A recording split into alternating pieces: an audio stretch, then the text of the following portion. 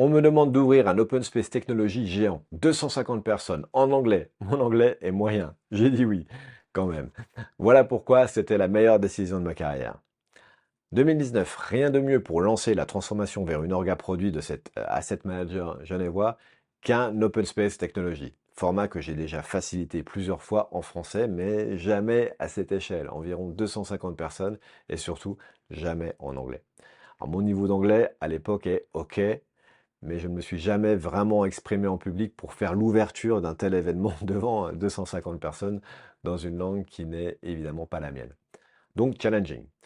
Je me dis que je vais me ridiculiser dans cet univers financier, somme toute très élitiste, et que mon accent français va faire fuir les participants, que je ne vais pas forcément trouver les bons mots au bon moment. Et puis je me pose cette simple question. Qu'est-ce qui me fait le plus peur? Échouer devant 250 personnes ou rater une opportunité d'apprentissage unique par peur de l'échec? Je prépare cet Open Space technologique comme jamais j'avais préparé une facilitation. Je suis aidé par mon camarade Laurent Sarrazin, beaucoup plus à l'aise que moi à l'anglais pour l'opening. Et puis je répète mon discours d'ouverture 20 fois, 30 fois, 50 fois. J'apprends par cœur les phrases clés en anglais. Le jour j'y arrive. Le cycli à Genève est organisé avec 3 niveaux de cercle. Micro à la main, j'entre dans le cercle, dans les 3 cercles. Et puis je commence mon discours d'ouverture en anglais avec mon accent français bien audible. Et au bout de 30 secondes, je vois dans les yeux des participants qu'ils sont attentifs, qu'ils sont bienveillants, qu'ils sont engagés. Et pas en train de juger mon accent, mais vraiment intéressés par ce que je fais et puis par l'ambiance globale de l'événement. Donc l'Open Space Technology se déroule parfaitement. Les participants proposent des sujets, créent spontanément les sessions en parallèle, j'en facilite quelques-unes, les échanges sont riches, on finit par des plans d'action et on termine par créer sur place des groupes d'expérimentation pour les 3 mois à venir. Bref, une énergie incroyable. À la fin, plusieurs personnes viennent me remercier pour cette belle journée. Donc mon client, le sponsor, les équipes, tout le monde était ravi. Mais j'ai reçu ce feedback direct, un feedback direct qui m'a vraiment marqué.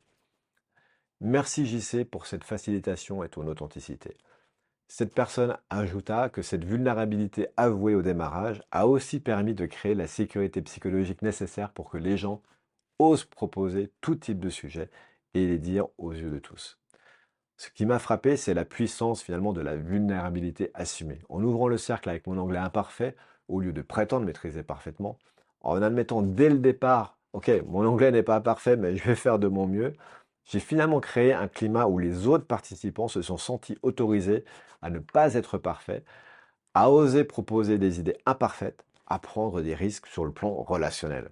Cette décision de dire oui malgré ma peur m'a non seulement permis de faire le job, mais finalement aussi de marquer les esprits. Ça m'a permis de casser certaines croyances et m'a prouvé que je pouvais sortir de ma zone de confort et y survivre.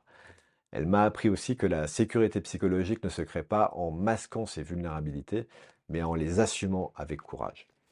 Alors si toi aussi, tu hésites à saisir une opportunité parce que tu as peur de ne pas être à la hauteur, pose-toi cette question. Qu'est-ce qui te coûtera le plus cher dans 10 ans?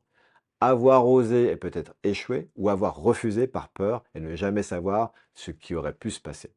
Raconte-moi en commentaire la fois où tu as osé malgré ta peur. Curieux de savoir si ça résonne en toi.